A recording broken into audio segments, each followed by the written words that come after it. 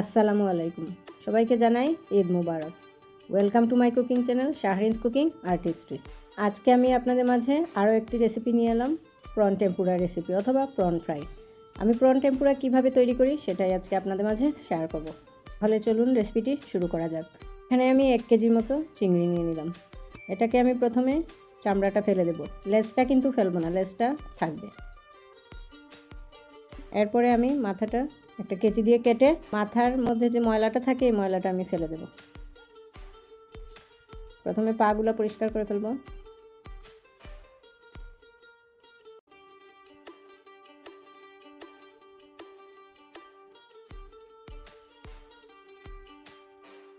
মাথার এখানে একটা ময়লা থাকে, এই ময়লার পুটলোটা আমি তুলে ফেলে দেব।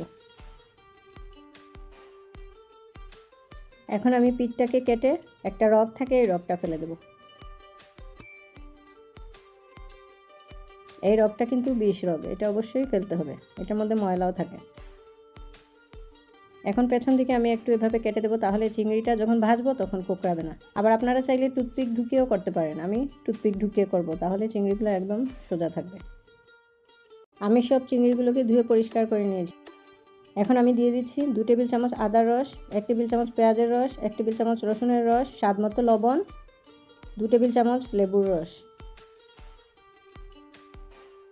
1 চা চামচ গোলমরিচের গুঁড়ো দিয়ে ভালো করে মেখে এটাকে আমি 1 ঘন্টার জন্য ম্যারিনেট করে রেখে দেব।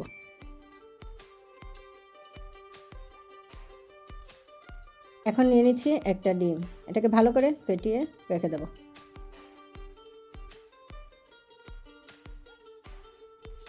এখানে আমি নিয়ে নিচ্ছি 1 কাপ প্রন টেম্পুরা পাউডার,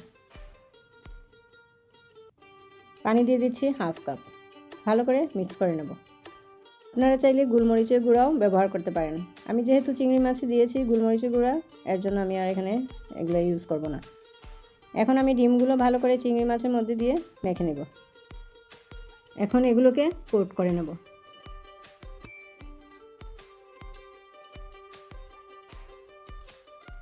একটা টুথপিক আমি ভেতরে ঢুকিয়ে দিচ্ছি, এতে করে চিংড়িগুলো একদম সোজা থাকবে।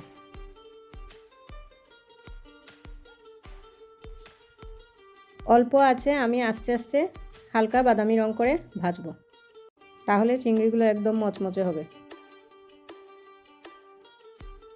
আমি এগুলোকে ভালো করে উল্টে পাল্টে সুন্দর করে ভাজবো, তাহলে চিংড়িগুলো খুবই মচমচে হবে।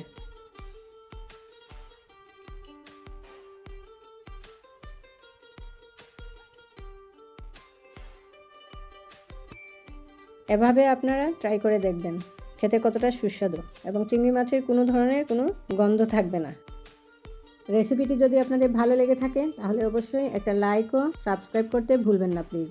আর ফেসবুক থেকে যারা দেখবেন তারা একটা লাইক ও ফলো দিয়ে আমার সাথে থাকবেন। আর এতক্ষণ থেকে যারা আমার সাথে থেকে ফুল রেসিপিটি দেখেছেন তাদেরকে অসংখ্য ধন্যবাদ। পরবর্তী রেসিপি দেখার আমন্ত্রণ রইল।